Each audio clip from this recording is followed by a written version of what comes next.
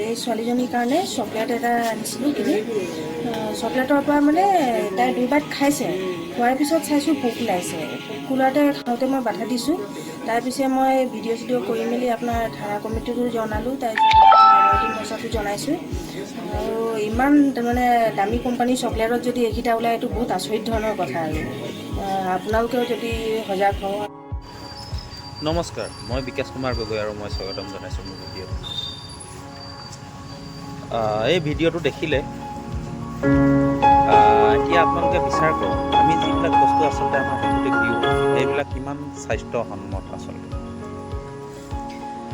আমি যিবিলাক বস্তু আচলতে জাক জমকতাৰে দোকানত উলিয়াই থোৱা চিপছ, চকলেট, আইচক্ৰীম আদি আমি নিজৰ শিশুটিক প্ৰদান কৰোঁ, আচলতে সেইখিনি স্বাস্থ্যসন্মত হয়নে নহয় আমি কেতিয়াও বাদ বিচাৰ নকৰাকৈ আচলতে নিজৰ শিশুটিক হাতত তুলি দিওঁ খাবৰ কাৰণে।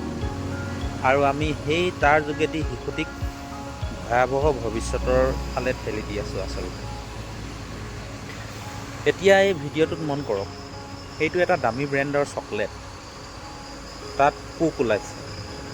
পোক ওলোৱা মানে অৰ্থাৎ সেইটো তেওঁলোকে আনহাইজেনিকভাৱে তৈয়াৰ কৰিছে। তেওঁলোকে বস্তুটো বনোৱাৰ পিছত পেকেজিং কৰাৰ আগত সেইটো ভালকৈ তাৰ যিখিনি শুদ্ধতা মেইনটেইন কৰা নাই, তাৰ পৰিষ্কাৰ পৰিচ্ছন্নতা মেইনটেইন নকৰাকৈ তাক পেকেজিং কৰি দিছে, তাৰপিছত বজাৰলৈ পঠিয়াই দিছে।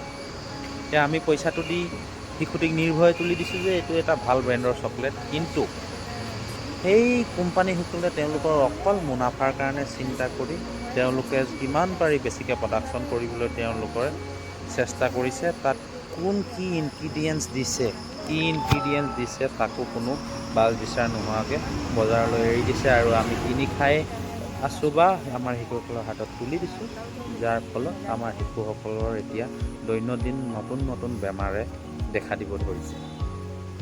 গতিকে আমি অভিভাৱকসকলে অলপ সচেতন হ'ব হ'ল, আমি যাতে নিজৰ শিশুসকলক এনেকুৱা ধৰণৰ বস্তুৰ পৰা আঁতৰত ৰাখোঁ, যেনে chips, cold drinks, chocolate, ice cream. এইবিলাক বস্তু হৈছে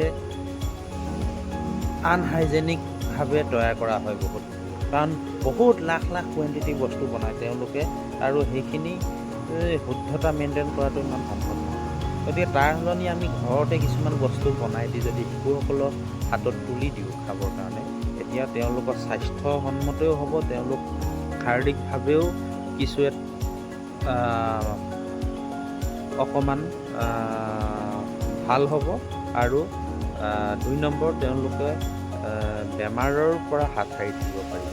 গতিকে এইখিনি আমি বিচাৰ কৰি চাব লাগে, আৰু সকলোকে অনুৰোধ জনাইছোঁ যাতে এই বস্তুবোৰ দিয়াৰ আগতে 100 বাৰ চিন্তা কৰক আমাৰ অভিভাৱকসকলে, আৰু তাৰপিছত আপোনালোকৰ সিদ্ধান্ত যে আপোনালোকে শিশুটিক ভাল হোৱাটো বিচাৰেনে নে তেওঁলোকক স্বাস্থ্যৰ অৱনতি হোৱাটো বিচাৰে। ধন্যবাদ।